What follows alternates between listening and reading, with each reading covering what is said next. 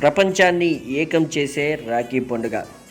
కులమతాల పట్టింపు లేదు, భేద గొప్ప అన్న భేదం లేదు, వయస్సుతో సంబంధం లేదు. రాఖీ వచ్చిందంటే చాలు దేశమంతా సోదరమయంగా మారిపోతూ ఉంటుంది. నువ్వు చల్లగా ఉండాలి సోదరా అంటూ ఆడవాళ్ళు రాఖీ కడితే నీకోసం నేనున్నాను అన్న అండని మగవారు అందిస్తారు.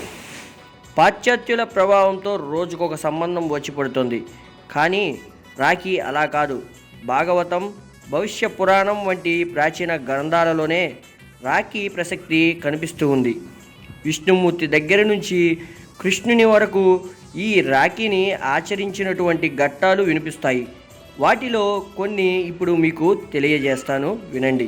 భారతంలో శ్రీకృష్ణుడు శిశుపాలుడు అనే దుర్మార్గుడిని వధించాలని అనుకుంటాడు. అందుకు తన సుదర్శన చక్రాన్ని ప్రయోగించగా సుదర్శన చక్రం ఆయన చేతిని వీడే క్రమంలో ఆయన చేతికి గాయమవుతుంది. ఆ గాయాన్ని చూసిన వెంటనే ద్రౌపది ఏమాత్రం సంకోచించకుండా తన చీర కొంగుని చించి శ్రీకృష్ణుని వేలికి రక్షగా కడుతుంది. నన్ను అన్నగా భావించి ఆదుకున్నావు కాబట్టి నీకు ఎలాంటి ప్రమాదం వచ్చినా నన్ను తలుచుకో అని అభయం ఇచ్చాడంట శ్రీకృష్ణుడు. ఈ సంఘటనే రక్షాబంధనానికి నాందిగా నిలిచిందని చెబుతారు. తరువాతి కాలంలో ద్రౌపది చీరను లాగి కౌరవులు నిండు సభలో అవమానించాలనుకున్నారు. కానీ దానిని అడ్డుకున్నాడు శ్రీకృష్ణుడు. ఒకసారి ఇంద్రుని రాజ్యమైనటువంటి అమరావతిని బలిచక్రవర్తి సొంతం చేసుకున్నాడు.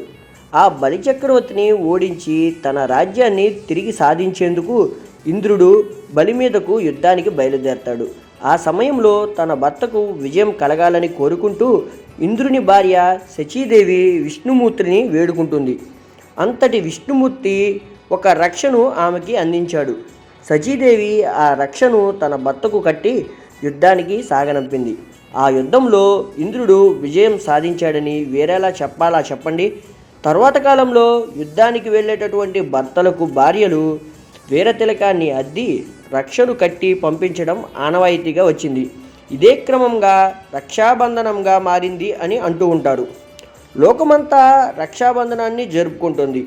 కానీ వినాయకుని యొక్క కుమారులకు రక్షాబంధనాన్ని కట్టేందుకు అక్కా చెల్లెళ్ళు ఎవరూ లేకపోయారు. దాంతో వారి వేదనను గమనించినటువంటి వినాయకుడు సంతోషి మాత అనే దేవతను సృష్టించాడట.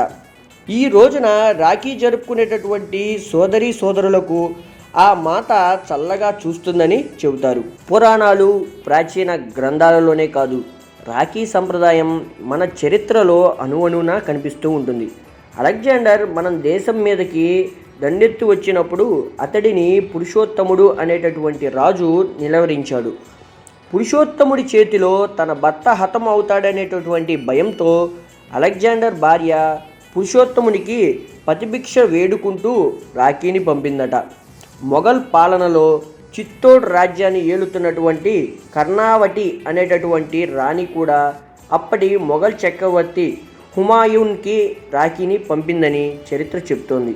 ఇక రవీంద్రనాథ్ ఠాగూర్ సైతం స్వాతంత్ర్య ఉద్యమంలో ప్రజలందరినీ ఒకటిగా ఉంచేందుకు రక్షాబంధనాన్ని ప్రోత్సహించారట.